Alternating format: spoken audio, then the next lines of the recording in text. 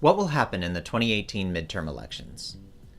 On November 6, 2018, the United States will elect 34 of its 100 senators, all 435 representatives, 36 governors, state legislators in 46 states, and a bunch of local offices. All of these are important, but I'm just going to focus on the federal elections, the Senate and the House of Representatives. The story we've been hearing is that 2018 will be a Democratic wave year. People have talked about a blue wave or even a blue tsunami. Ever since the Women's March in January 2017, there have been a lot of signs of energy on the left, and there have been more events that have channeled that energy and been very explicit about turning it into voting power than there have been on the right. A bunch of evidence backs this up. If we look at other midterm elections, it tends to be the case that the president has fairly low approval ratings and the opposite party does well. In 2006, President Bush's approval rating was about 38% and Democrats picked up seats. In 2010, President Obama's approval rating was about 45% and Republicans picked up seats. In 2014, President Obama's approval rating was about 40% and Republicans picked up seats. To find an exception, you have to go back to 2002, in which 2/3 of Americans approved of President Bush and Republicans did fine. Right now, President Trump's approval rating is sitting at about 40%.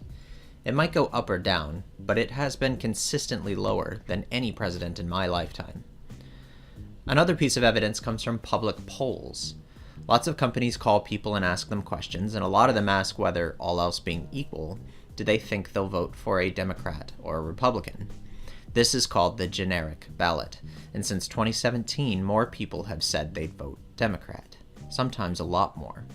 Any one poll might be skewed, but all of them together show a consistent pattern. Right now, Democrats are about 6 points ahead on the generic ballot. That might also go up or down, but if you look at the average of generic ballot polling for the president's party in midterm elections, as shown on this graph from thecrosstab.com, the president's party tends to become less and less favored as you approach election day, and Republicans are doing far worse this year than the average. Finally, there are the special elections. Remember when a Democrat won statewide in Alabama? Remember when a Democrat won a Pennsylvania congressional district that voted almost 60% for Donald Trump in 2016? Those weren't outliers. There have been lots of state legislative vacancy elections, and Democrats are consistently doing better than you'd expect based on the 2016 election results alone, showing that people are energized to come out and vote for Democrats when they have the opportunity this year.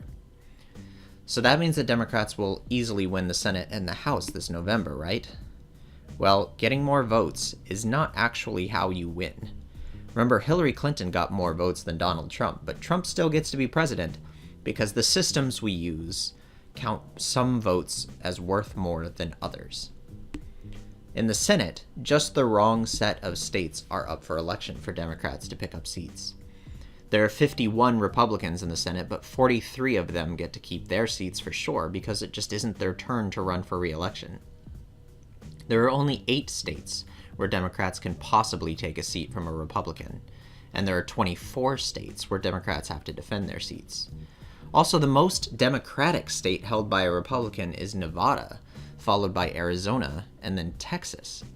Meanwhile, Democrats have to defend seats in West Virginia and North Dakota, both of which are more Republican than Alabama, as well as Montana, Indiana, and Missouri.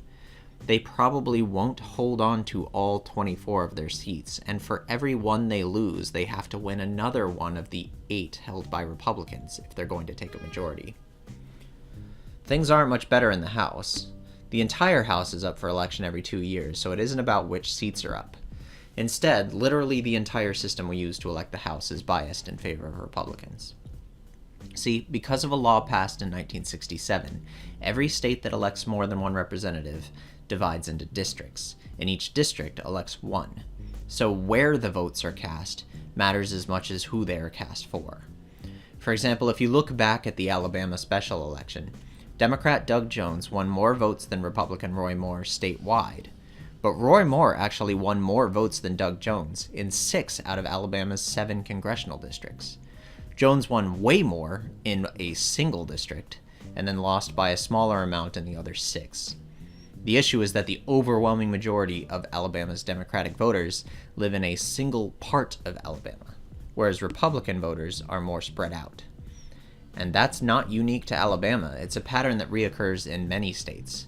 Sometimes it's made worse because the districts were drawn to intentionally exacerbate this problem, but in both cases it's because we use districts. It's a pretty bad system.